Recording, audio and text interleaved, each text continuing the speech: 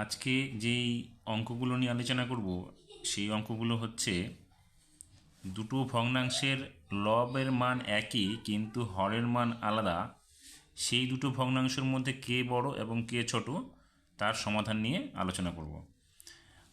আগের আমরা আলোচনা করেছিলাম হর একই ছিল কিন্তু লব আলাদা, সেক্ষেত্রে কে ছোট কে বড় ছিল আগের সমস্যাগুলো আমরা করেছিলাম। কিন্তু আজকে যেটা নিয়ে সমস্যা সমাধান করব সেগুলো হচ্ছে লব এক থাকবে কিন্তু হরগুলো আলাদা, তার মধ্যে কে বড় এবং কে ছোট হবে।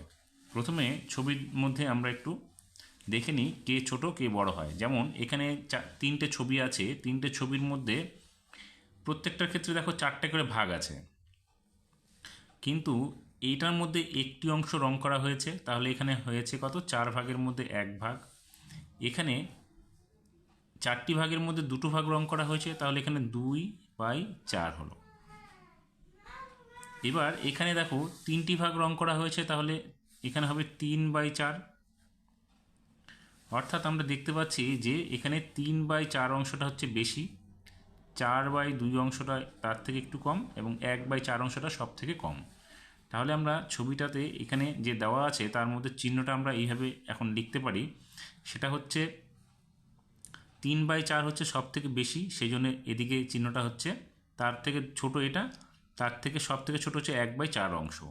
তাহলে আমরা এখানে কি বুঝতে পারলাম যে ভগ্নাংশের হর একই রেখে লব বাড়ালে ভগ্নাংশের মানটা হচ্ছে বাড়ে, তাহলে এখানে আমরা লিখব বাড়ে।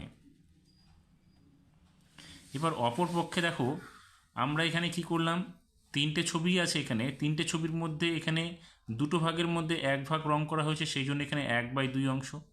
এখানে তিনটে ভাগের মধ্যে একটি ভাগ রং করা হয়েছে, তাহলে উপরে 1 লিখব, নিচে লিখব আমরা 3। অপরপক্ষে এখানে দেখো 4টি ভাগ করা হয়েছে, 4টি ভাগের মধ্যে একটি ভাগ রং করা হয়েছে, তার উপরে লিখলাম 1, নিচে লিখলাম আমরা কত, 4। এবার এটার ক্ষেত্রে দেখো যেখানে আমরা দেখো উপরে সবগুলোর কি আছে, লব সমান আছে কিন্তু নিচে হরগুলোর মান আলাদা। তাহলে এখান থেকে আমরা দেখতে পাচ্ছি যে হরের মান যদি পৃথক হয়, অর্থাৎ হরের মান যেটাতে বেশি হবে, লব সবার ক্ষেত্রে যদি 1 থাকে তাহলে হরের মান যেটা বেশি হবে সেটা সবচাইতে কম হবে, আর যেখানে হরের মানটা সব থেকে কম সেটাই হবে সব থেকে বড়। তাহলে এখানে আমরা দেখতে পাচ্ছি 1/2 অংশ সবচাইতে বেশি রং করা, মানে এটা হচ্ছে বড় অংশ, এবং 1/4 অংশ যেটা আছে সেটা হচ্ছে সবচাইতে ছোট অংশ। তাহলে এখানে আমরা কি করব, 1/2 অংশটা হচ্ছে সবচাইতে বড়, তাহলে আমরা এখানে এই বড়র চিহ্নটা দিব। তার থেকে একটু বড় হচ্ছে 1/3 অংশ, তাহলে এখানে এটা 1/3 অংশটা এটা দিলাম, আর 1/4 অংশটা থেকে গেল।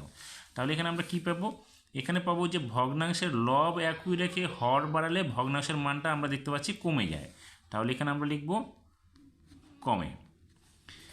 তাহলে এই দুটো অনুসারে আমরা এখন এখানে 6টি অঙ্ক দেওয়া আছে, এই 6টি অঙ্ক সমাধান করছি। দেখো এখানে কি আছে, লব দুটোর ক্ষেত্রে একই আছে কিন্তু হর আলাদা আছে, কিন্তু হর এখানে 2 এখানে 3, তাহলে 3টা হচ্ছে সব থেকে বড়, তাহলে এর মানটাই হচ্ছে হবে আমাদের সব থেকে ছোট। কারণ দেখো 1/2 অংশটা হচ্ছে আমাদের কত বড়, আর 1/4 অংশটা হর বড়, সেই জন্য এটা হচ্ছে ছোট, তাহলে আমরা এটা বড় দিব একে 1/2কে। তাহলে আমরা এখানে এই চিহ্নটা দিলাম। 2 নম্বর অঙ্কটাতে আছে, দেখো লবগুলো হচ্ছে আমাদের কত আছে 2, কিন্তু হর আমাদের পৃথক আছে 5 এবং 6, তাহলে 6টা হচ্ছে আমাদের সবচেয়ে বড় হর, সেই জন্য এই সংখ্যাটাই হবে, এই ভগ্নাংশটা আমাদের হবে ছোট ভগ্নাংশ। তাহলে আমরা এই চিহ্নটা এখানে এইভাবে দিব।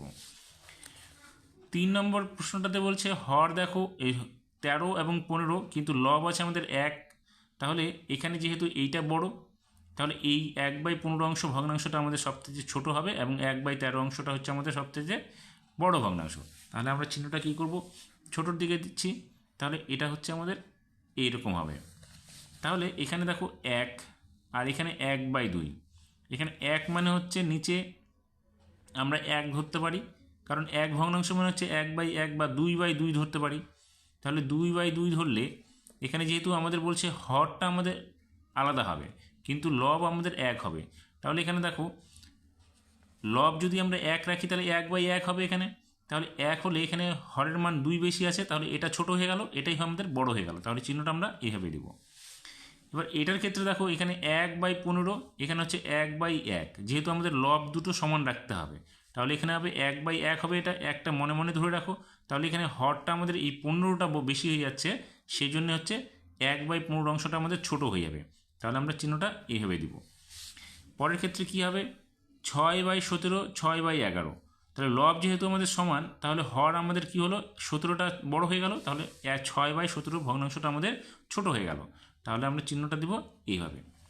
তাহলে আমরা এই দুই ক্ষেত্রে দেখলাম কি, যে ভগ্নাংশের লব যদি আলাদা হয়, হর যদি আমাদের 1 থাকে, তাহলে আমাদের লবের মান যেটা ছোট হবে সেটাই হবে সবচাইতে ছোট। কিন্তু অপরপক্ষে হবে কি, যে লব যদি সমান থাকে, হরের মান যদি আলাদা থাকে, তাহলে হর যেটাতে সব থেকে বড় হবে সেই ভগ্নাংশটা হবে আমাদের ছোট। অর্থাৎ আমরা কি পাবো, যে ভগ্নাংশের হর একই রেখে লব বাড়ালে ভগ্নাংশের মানটা হবে বাড়বে, এবং অপরপক্ষে কী লিখতে পারবো আমরা, ভগ্নাংশের লব একই রেখে হর বাড়ালে ভগ্নাংশের মান কমে যাবে।